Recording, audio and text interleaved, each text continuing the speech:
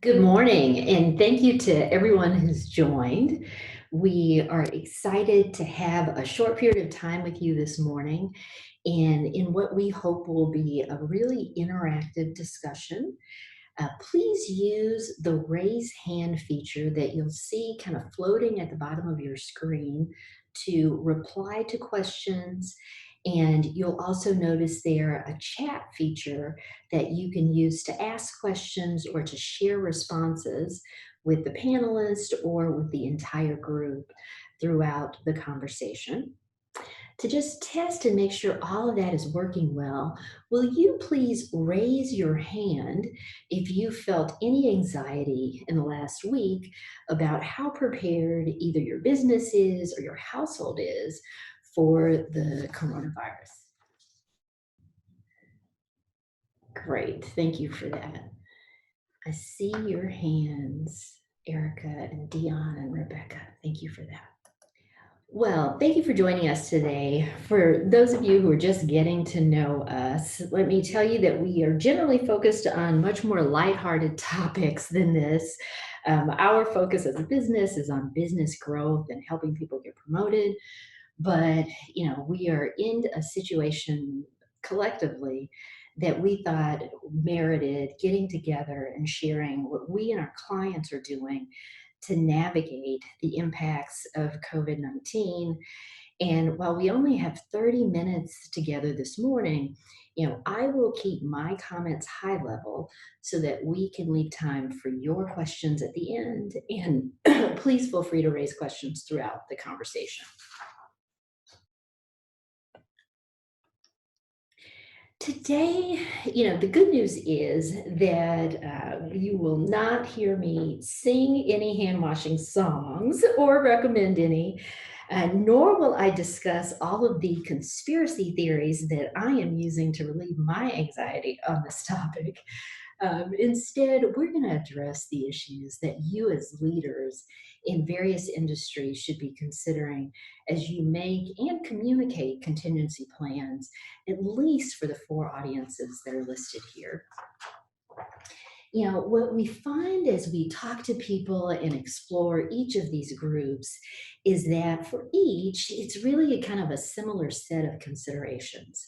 What are the risks to that group? What do you need to do to keep continuity? What do you want to say and how do you want to say it to that group? And of course, how can you help that specific constituency navigate these challenges? And, while we don't want to ignore the, in many cases, devastating human and emotional impact of coronavirus, you've had that conversation. You're hearing that on the news. Instead, today, we want to also make sure that we leave room for the valuable potential long term benefits, in part because the planning that you're doing is going to build resiliency into your organizations and into your households, whether we ultimately have to leverage it in this crisis or for some other goal. To give you a sense of why we're talking and to whom you're talking today, I'm Precious Williams Owaduni, and I'm president of Mountaintop Consulting.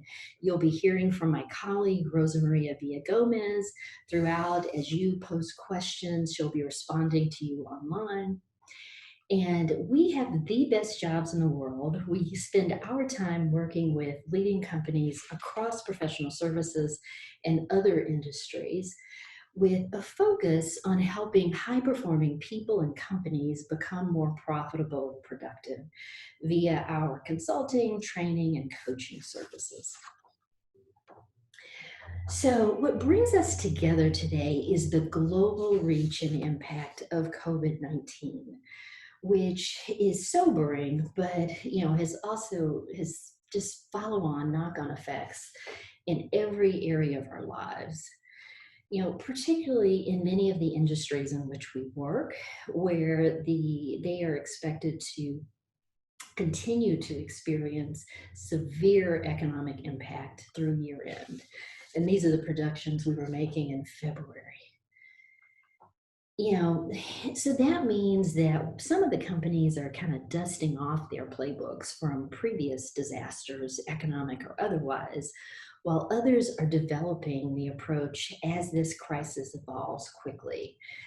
Will you raise your hand for me if your company already has or has shared a contingency or continuity plan?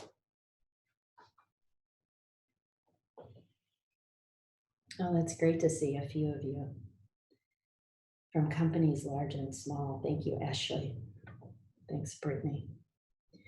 Okay, so, a few, a very, very small percentage of the group today. So that is sobering. Okay, well, you've come to the right place, and we will start our conversation at the company level. Um, Really, with a focus, particularly for those of you on the phone, on the fact that wherever you are, wherever your business is on that spectrum of preparedness, that, or frankly, the spectrum of anxiety that we asked about earlier, the leaders will set the tone. And, I love this list of considerations from Boston Consulting Group, particularly number 9 and number 12, that, as much as we're preparing to deal with the coronavirus, we are really preparing for the next crisis and preparing for the ways in which our world is being changed by this. And as we said, some of those changes may be for the good. But really, as you start to think about contingency and continuity, consider the long term ways that how you do business will evolve. And you want to be prepared for that. So as you think specifically about business continuity plans, there's so many things to consider. Some things that should be on your list in your, business written continuity and incident response plan is making sure that you have emergency contacts for everyone on your team, that you have an employee hotline or a way for employees to reach key leaders in the company. This, also unfortunately raises the need for succession planning. Do you know who will be making key decisions in the event of an emergency? And of course, the kinds of nuts and bolts that immediately come to mind around having the infrastructure for virtual team meetings, virtual team check-ins, and to keep your business going. On your communication plan, be sure to make a plan now and gather the information that you need to be able to communicate with your employees, including if our normal methods, the ubiquitous email, is not available to us. I had the sobering experience of working on Wall Street in New York City during 9/11. And, email and lots of communication was down for quite some time. And our company relied very heavily on voicemail. But, have a plan and have a backup plan, please, so that you can both, contact your people, but also check in on them.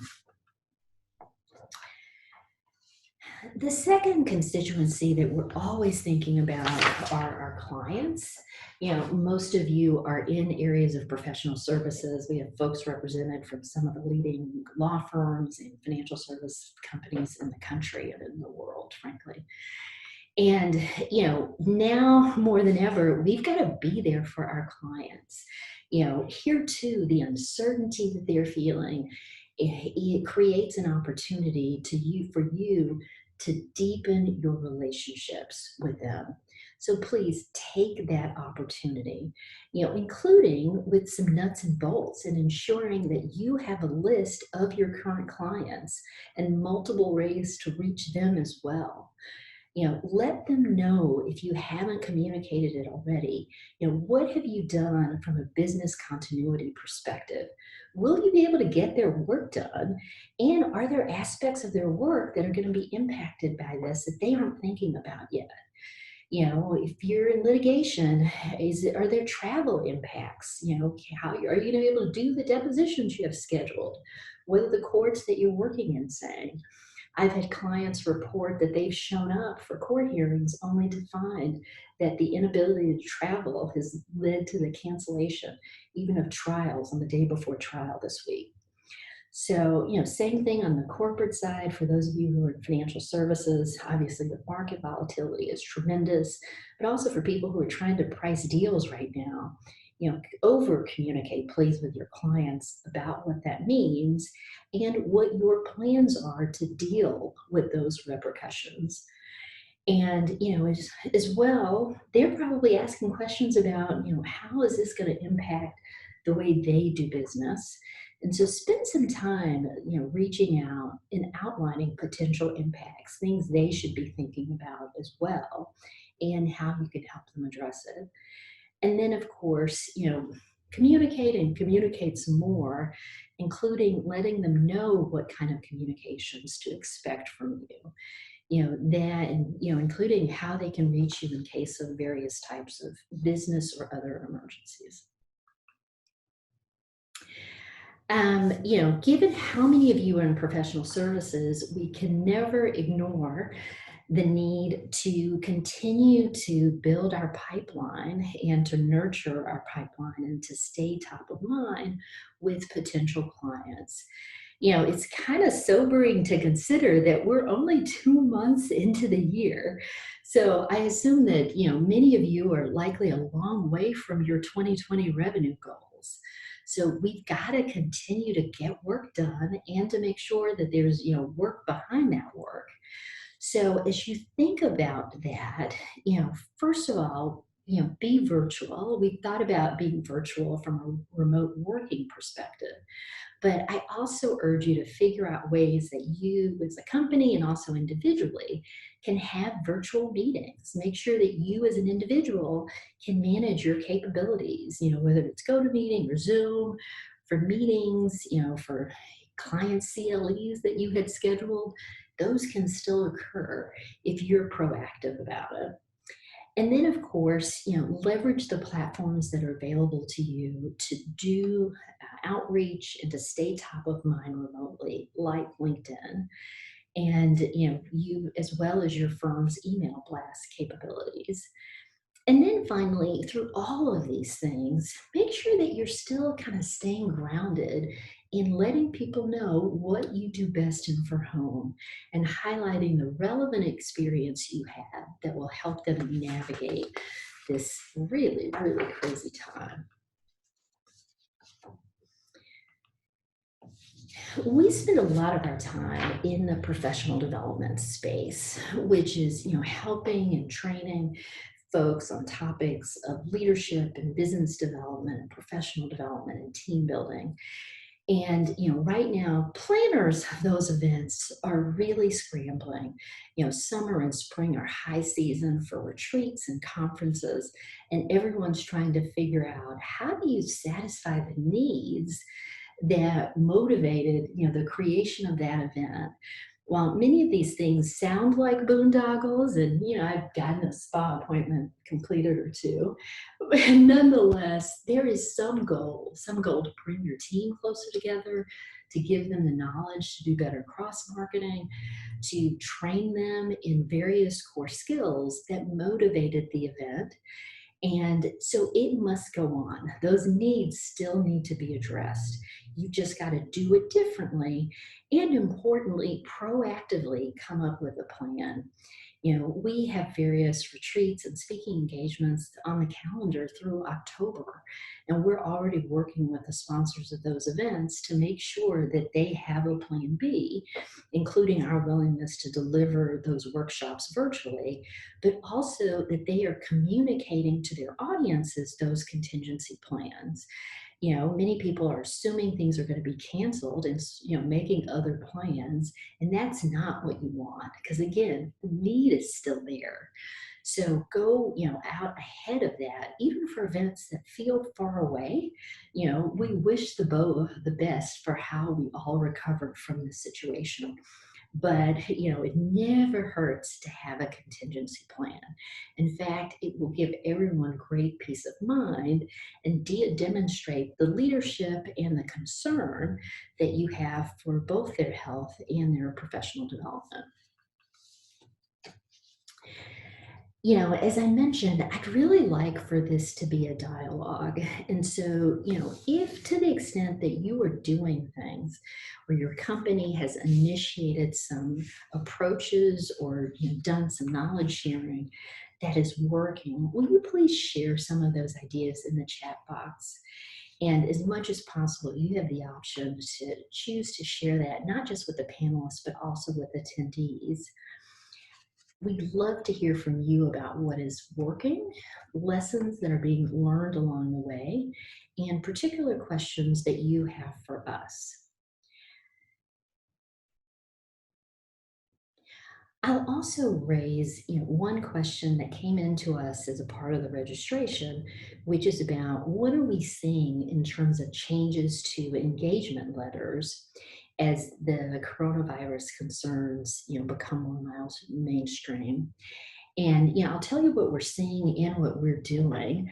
What we're seeing is that people are building in contingencies into their engagements.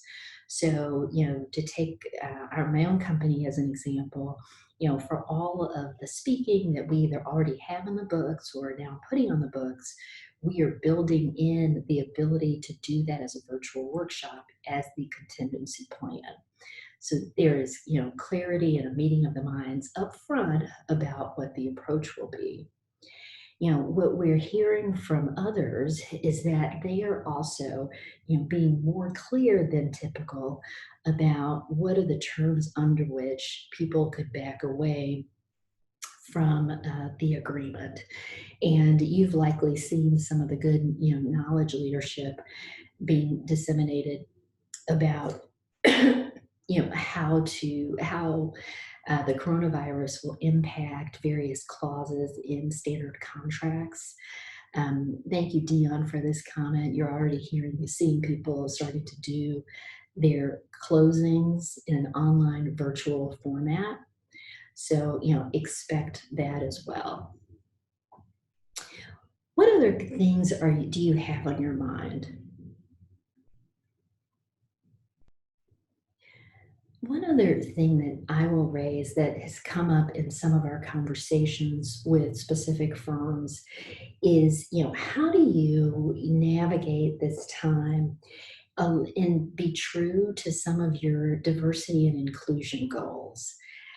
This is an area of great sensitivity. And, while you may remember the period of time, it felt like forever, it was probably a week between hearing this organism referred to as a novel coronavirus and then later learning that the disease has a name, which is COVID-19.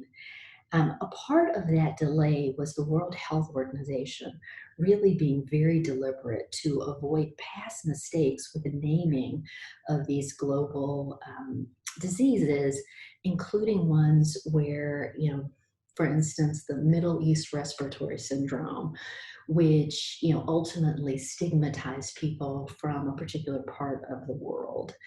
And there's a lot of concern about that right now, given the origin of this in China and various folks being stigmatized or stereotyped as associated with the coronavirus.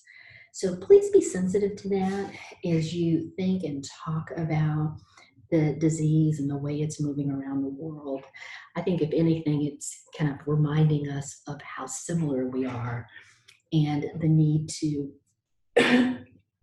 be even more sensitive to what kind of joins us.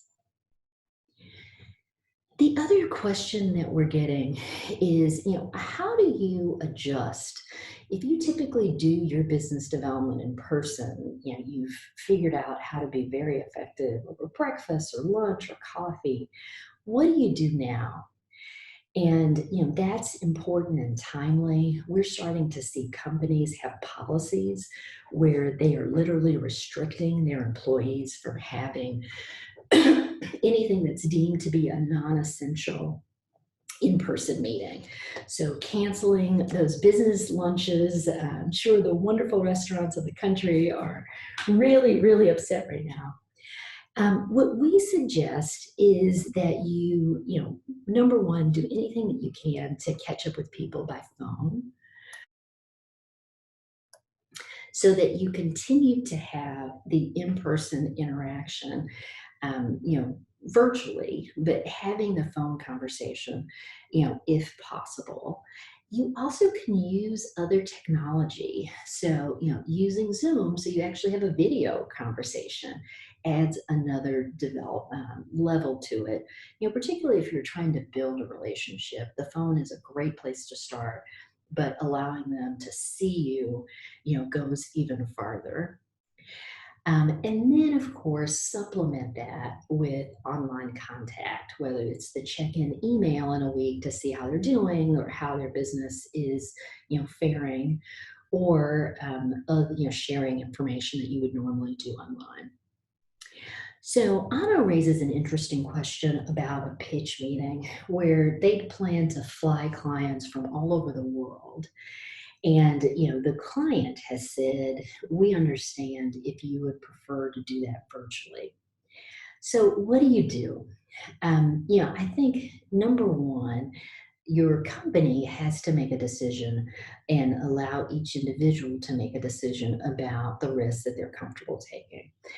Travel, particularly international travel, poses, some specific risks right now, and both to the ability to get places safely and in a healthy way, but also the ability to get home and the implications of potentially being quarantined upon return from various international trips. And so, I'd say that risk and the personal comfort level with that risk, paired with the fact that things are changing so quickly that, what felt like a great idea, even when one boards the plane, might seem like a much less good idea when you get to the other end and learn about a new development there. So, in that case, I would frankly probably take them up on the opportunity to meet virtually, particularly if your client colleagues would have to travel internationally to make that happen. But obviously, do it in a way that allows them to still see your faces if possible. Um, I'd say the other thing that obviously is really important right now is that even if you fly to that pitch meeting, you're going to have to do the work virtually in this, in the coming days.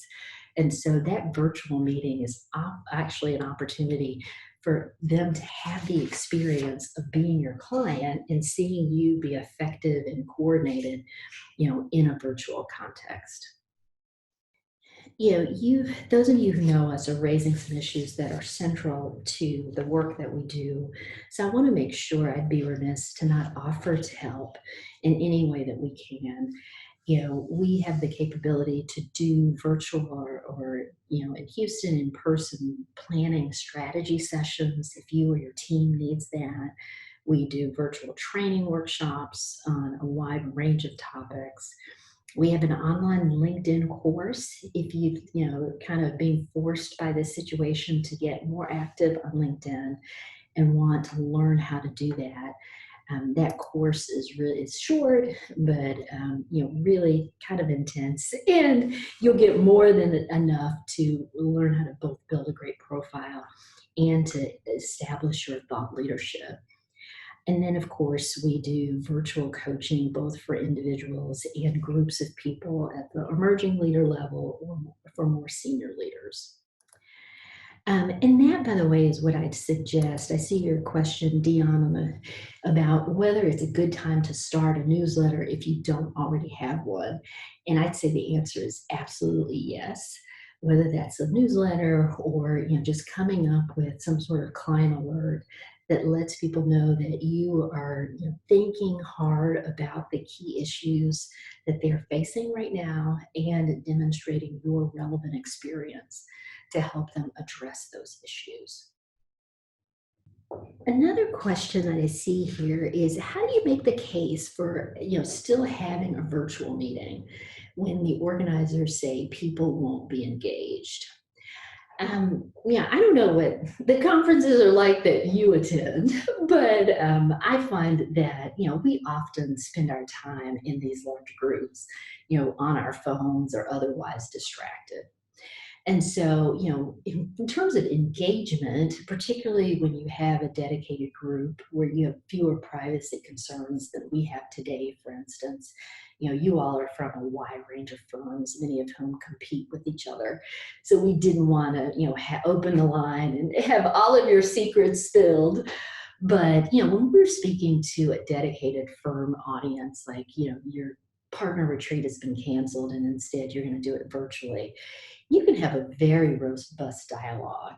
And for people to participate, they'd be doing that, in front of their own computers, where you can both judge engagement. So that's a little bit of telling you the host secret, by the way. When you participate in conversations like this, it's visible the level of engagement from the host panel side. And so it's easy to judge whether you're providing what people need at any point in time. You also can make it very interactive. So you all saw the ability to just raise your hand in small ways, but you can ask polling questions throughout and really give a chance for people to have an open dialogue, including an open line, so they are literally having the conversation amongst the group, which I find is often more effective. People are at their desk, they can get things done, and there's a lot of accountability in being sort of one-on-one in that way. We have a few minutes to go. Any other questions that you want to make sure we cover? So what you will receive after this conversation is an email that will contain a replay. So you'll have the opportunity to share this discussion with others in your company or others you think would benefit. But we also will be sending you a long list of resources.